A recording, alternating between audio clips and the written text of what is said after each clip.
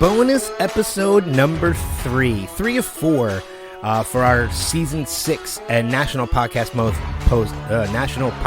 Post month epilogue. Nick DiPaolo, man. Nick DiPaolo is a legendary comedian.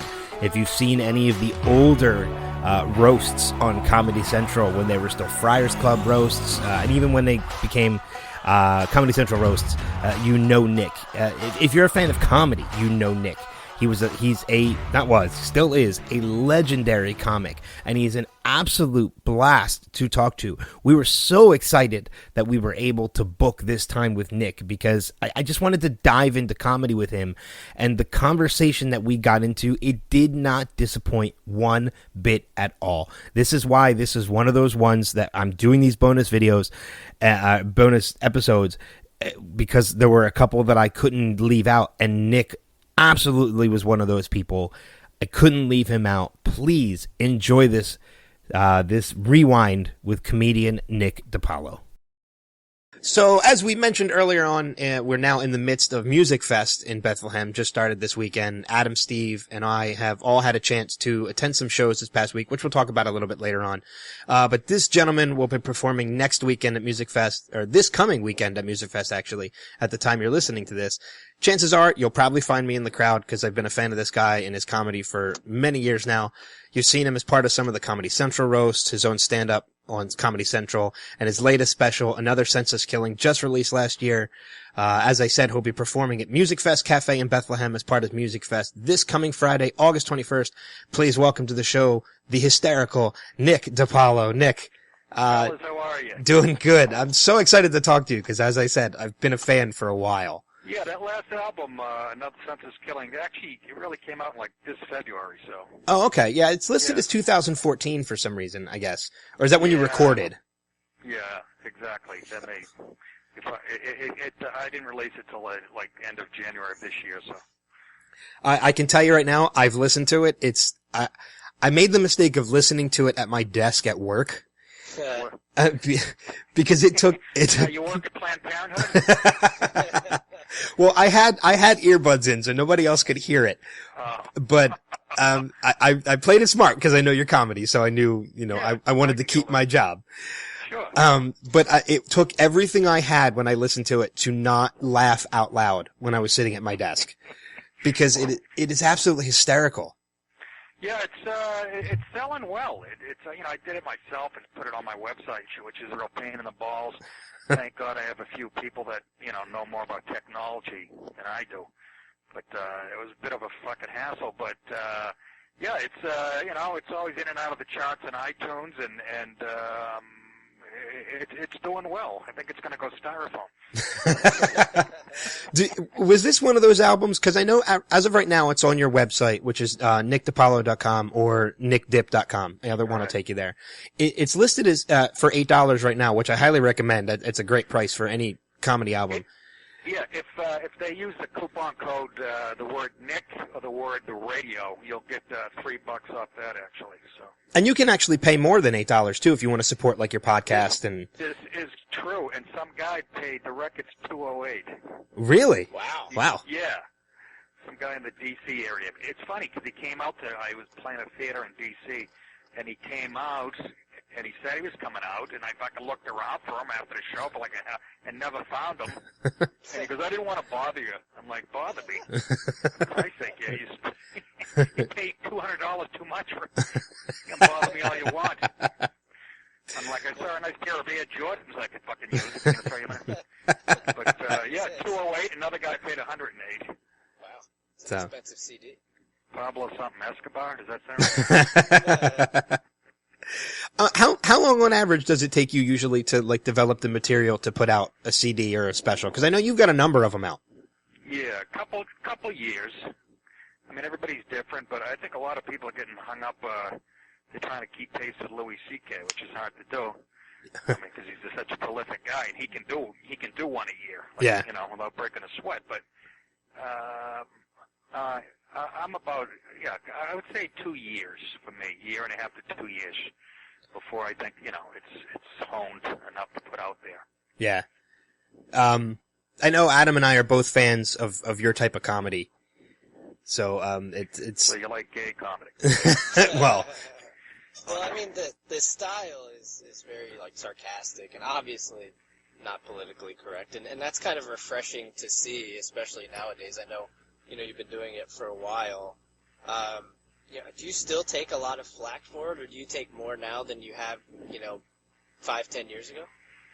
I don't take much flack. It's weird. It's the audiences are touchier, I guess, but I've been around so long and I set the tone for myself, and got enough exposure early on that they sort of know it's coming for me.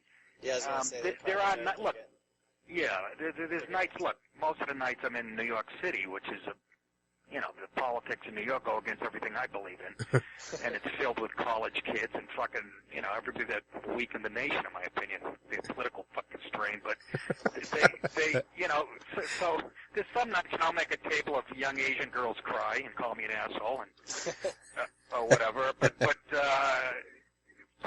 for the most part, even they come around because I think they're sick of it.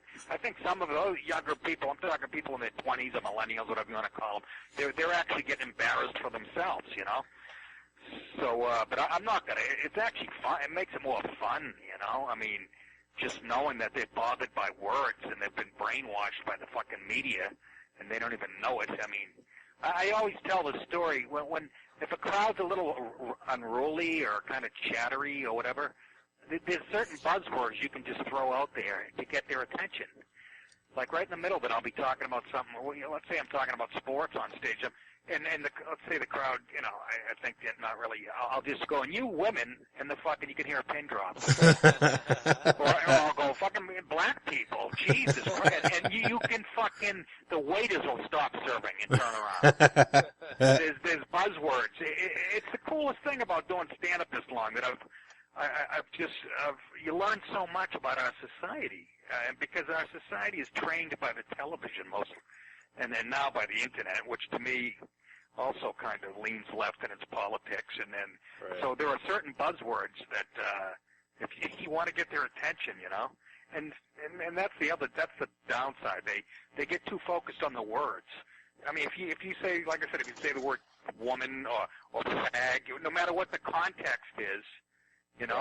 They'll just take a breath, regardless of what the context of the joke. You could be calling yourself a fag, or whatever, or a woman, or whatever, and they fucking, Yeah. Just say African lion, and you'll get exactly. 20 people. A kid had a shirt on with a little lion on it the other night. He goes, "What's that? Memory of Cecil?" and, and I said in that shitty fucking sarcastic tone. And just to get a rise out of it, So it's funny. Hey, look, when college kids are complaining that Jerry Seinfeld's act is too edgy. Oh my God. It's them. It's not the comedians. Yeah, I mean, it's like Adam said. Your type of comedy is very refreshing because, as you kind of touched on a little bit, and I agree with it completely. We live in what I call an oversensitive, very overprivileged society now, where everybody feels like they have a right to everything, and they have, including the right to get offended at absolutely everything. Yeah, I mean, you see what's going on college campuses? It's fucking frightening. They have safe zones that students can go to where they'll be free of any ideas that might make them uncomfortable. They have things called trigger warnings before they read a book or an article. They'll have a trigger warning saying some things in this might be upsetting to you. I mean, it's fucking. I never thought political correctness. It's not political correctness. Isn't even. It's not even, the term's not even, doesn't even do it justice how fucking insane we've got over this shit, it's unbelievable. But fucking microaggressions, shit that you might disagree with that makes you uncomfortable, welcome to fucking life. Dude. Exactly. People just get offended over anything. I mean, I'm a 28-year-old white male. I have no reason to get offended over half of the stuff. Because I can't come from experience, I mean. Yeah, no, that's the problem. It's the 28-year-old white kids that are getting upset for people who might have legitimate grievances. Right. But they have fake outrage and shit, Yeah. I said it the other night. I was doing some I was talking about Ray Rice and, the whole video and how it's my favorite since Thriller or whatever. and fucking some woman up front goes, oh my God. And there was a table of like 3 or 4 black people right to her right. And I go, don't worry about them. Of course, the black people are laughing. I've said this almost every interview I've ever done. In the 28 years I've been doing stand-up, I think I've had, you could count the black people on one hand, or any minorities on one hand that got mad at my act, as opposed to the 1,550 white people who were, fucking upset. And again, that comes from the left. That doesn't come from the right, political correctness. I mean, fucking. And they don't even, sometimes I brought that up on the Larry Wilmore show, the nightly show, and they thought I was crazy. I go, you think college campuses, there's conservatives that are creating all the censorship and stuff, they thought I was crazy. They don't even know where it's coming from. Yeah. So, I know you had mentioned, you perform in New York City all the time. Obviously, when you're not on tour, which you're doing a couple shows right now, as we mentioned in Bethlehem. There's enough comedy clubs in New York. Is that primarily where you perform? Is New York City? Yeah, unfortunately, I moved out of the city about 16 years ago. I live about 35 miles north. But, when I'm not on the road, and I try not to do the road that much anymore, it was fun to wake up with chlamydia in Atlanta when I was 28. But now, I'm married and shit, so I have a house and a mortgage, and, cheating is not an option. So I'll go into the city probably 3-4 nights a week and do a couple sets. Okay. Just to stay home, because you guys know, stand-up is a muscle. And it atrophies if you don't use it. So yeah, right. It's a kind of a pain in the ass. But I bought this house that I love up in the woods somewhere, and so it's a little bit of a pain. But that's how I try to stay sharp, and that's why it's taken me a while to get this hour together. Yeah. I haven't done a ton of road work this year. Yeah, like you said, you live in New York now, and I'm sure some people just assume you've always been from New York. Maybe just because you're Italian, but right. You're actually from New York's greatest baseball enemy, Massachusetts. Does that mix-up happen a lot? Yeah. Anybody outside of New York and Boston, the rest of the other 48 states assume if you're Italian, you're from New York. Yeah, I know. They wouldn't have assumed that years ago. When I came down to New York, I had a thick accent in Ted Kennedy. But everybody assumes you're from Jersey or New York when I travel. They go, you're Italian, you're Jersey or New York. And it is kind of fun living down here as a Red Sox fan.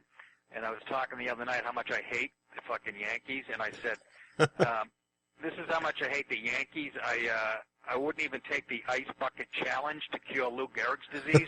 Oh, man. I'm like, it's a fatal disease named after a New York Yankee? Why the fuck would I help him with FDR problems? I said, when kids start dying of big pappy disease, I'll dump a bucket of cat piss over my head. But why would I help the luckiest man on the face of the earth? That's what he called himself. But so it's funny. I remember right after the Red Sox won the World Series, when we fucking fucked the Yankees in 2004. We came back from 3 games to none. Yeah. First team in the history of the ALCS to ever do that. Then they won the World Series, the following week against the Cardinals. And it was a Monday, I got on the train, a Metro North train, which goes from New York City out to where I live. And there were no seats. There was one seat facing, it wasn't a Metro North, it was actually a subway, in New York. And there was one seat facing the rest of the train, like the end seat. Mm-hmm. So I sat in that. It was the only one open. And I opened the paper, and on the front page of the paper, I held it up over my face, obviously, but it's a picture of this Red Sox celebrating, And the paper wasn't up in front of my face. I swear to God, 10 seconds, somebody threw one of those pink Canadian mints at me. Well, we're from Philadelphia. Ben's not an Eagles fan. I am. My dad's from the Bronx. So I'm like half a Yankees fan, but being from Philly, I've kind of more moved over towards the Phillies and the Eagles. But being an Eagles fan, the Patriots were the ones preventing us from breaking our Super Bowl streak back in 2004. How's Deflategate treating you right now? I love it. I love the fact, you don't understand, when I was a kid, I loved the Oakland Raiders, probably before you guys were born, because they had the dirtiest reputation, and they were really good every year. I mean, they were excellent. This is when they, just win, baby, was the slogan. No, I don't know what the fuck it is, but they were vicious. The whole league hated them. Al Davis was a rogue owner, and I always envied that they had that reputation. And I grew up a Patriots fan, obviously, too, and they were so bad. I mean, they were the joke of the fucking league. I still pinch myself to this day that not only do we have Tom Brady and all these Super Bowls, but that the fucking, it's us against the world. It's a fucking wet dream for a sports fan. Yeah. Yeah, I'm sure that ball being deflated by, I think it was less than a half ounce, really made the difference. Yeah, it was like 1 PSI or something. 1 PSI, whatever the they're making it sound like he was pulling Nerf balls out that nobody knew about. And he's got those screamers, those ones you could throw like 1,000 yards or whatever it was. Yeah, exactly. So I think it was Roger Goodell saw an opportunity to go, ooh, look, I'll show how strong I am, and take out the face of the league. But whatever. I couldn't believe that how that Super Bowl ended. I'm still. I watch it like porn. I jerk off to it. I'm not a big Seahawks person, so I was actually hoping they would win anyway. So. Yeah, Richard Sherman. Check out my tweets. There's a picture of me taunting Richard Sherman. Yeah, I did see that. Oh yeah, no, things couldn't be better. I love this, and I hope. I think it's going to court. I still say I think they're going to knock down a couple of games. I don't know. Who knows? Right. Yeah. I have to mention, obviously, before we let you go at any time, I have to mention you did something that I'm a big fan of. You did an episode of Inside Amy Schumer. Yes.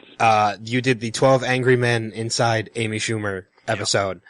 And I have to say, like, I'm a big fan of Amy's, and I'm a fan of that show, but that episode has to be probably my favorite episode out of all 3 seasons that she has done. And, what was it like working with that? I mean, you had Jeff Goldblum, Paul Giamatti, John Hawkes, and there's Ben Carthizer. Yeah, Dennis Quaid. Not alone, by the way. I said to Amy, at the end of the second night, we did like 2 16-hour days. It was so fucking grueling. It was in February, in the middle of a snowstorm. I was staying at Colin Quinn's apartment, and it was a real fucking getting up at 6 in the morning and not getting home till midnight. It was fucking. But I remember after that second night, after I did my big scene, I remember saying to Amy, I go, Amy, I don't know what just happened here, but you're going to win an Emmy or something, because the writing was so fucking hilarious. Yeah. Right from the get-go. It's brilliant. And it's brilliant. Brilliantly written and brilliantly directed and shot. I mean, they mimicked all the angles that the actual movie used. And, I mean, they nailed it. And I said to her, this is going to win something, I'm telling you. And she said, fuck off. No,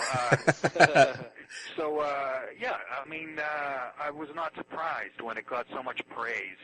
And to work with Paul Giamatti, I don't act that much, but I was a huge Giamatti fan. Yeah. And, I had already booked a vacation with my wife in St. Bart's, and couldn't change it, so I sent her down, and luckily she had a friend meet her for the first half of the vacation, and then I met her down there.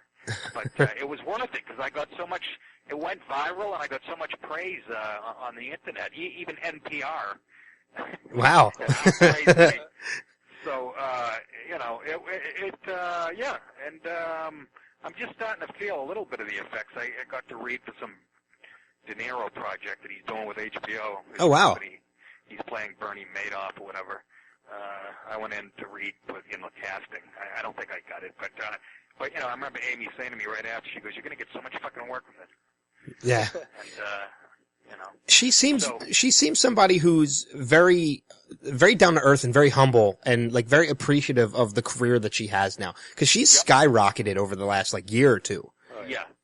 Yeah, she is. She really is. She's a cool a cool person, and she is level-headed, you know, and I really get a kick out of her. I mean, we sit at that table at the Comedy Cellar, you know, she busts balls, you know, with the rest of us, and she's funny. She's genuinely funny. She can friggin' act. She directed that 12 Angry Men. She fucking wrote some of it. You know, so she's kind of like a female Louis C.K., I think, you know? Yeah, and Trainwreck was hysterical. I got a chance to screen that before it released, and I just raved about it afterwards. I told everybody to go and see it. Yeah, I mean, she's the thing right now, and I wish her the best, because like you said, she's pretty down to earth, and most importantly, funny. Yeah.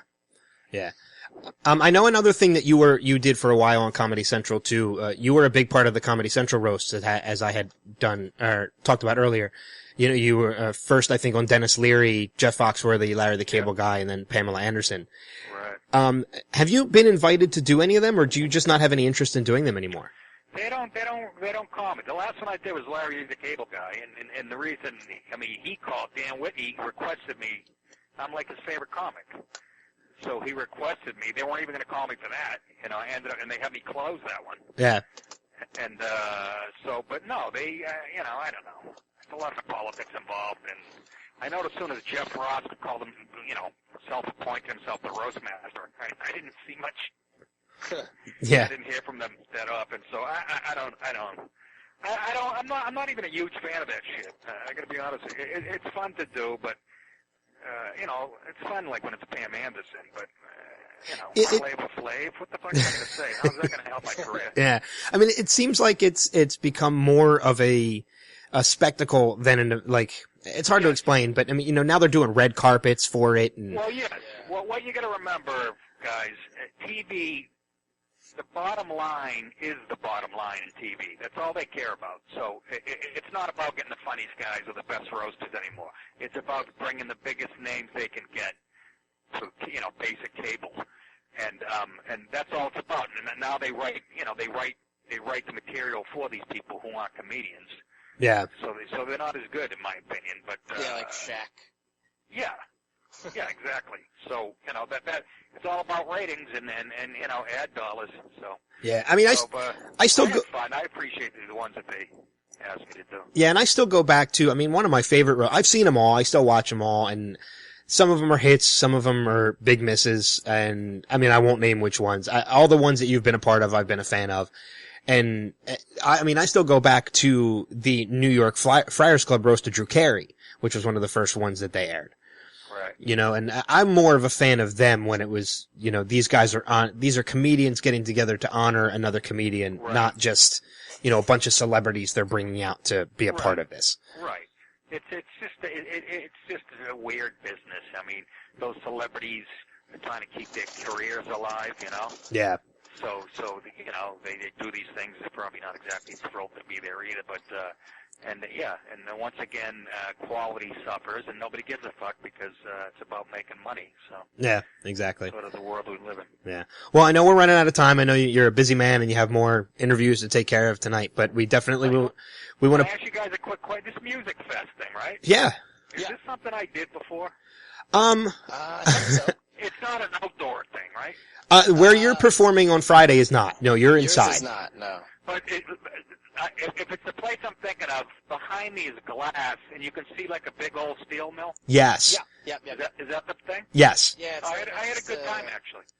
Right next to the new casino. Sands is down here. Yeah, but I just remember this like giant iron, whatever you call it. Yeah, the old steelworks is still there. Steelworks. Yep. Yeah. Okay, so that's the. Things start to blend in after a while.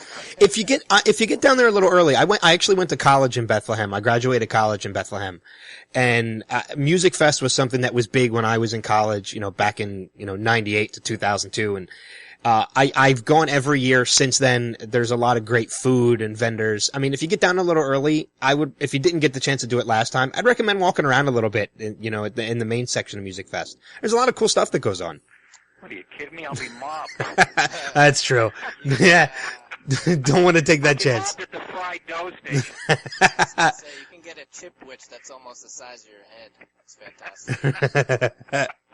All right, fellas. But yeah, we want to send people to check you out. As we said, you're going to be at the Music Fest Cafe in Bethlehem Friday, August 21st as part of Music Fest. And if they're not local to the area and they can't make it out, follow you on Twitter at Nick DiPaolo, and of course check out your website for your comedy specials and Yeah, my podcast. yeah, and your podcast. Which Which some of is the on titles, Riotcast, yeah. Yeah, riotcast.com. Or just go to nickdip.com and you can find it there too. I mean, some of the titles of some of your podcasts, let alone, I mean, more PC horseshit and two wops, and it's hysterical. So we recommend anybody who hasn't checked you out to go and check you out. And anybody who's interested in going, they can go to steelstacks.org for tickets to the show on Friday. So, Nick, thanks a lot for joining us, man. This was a great time.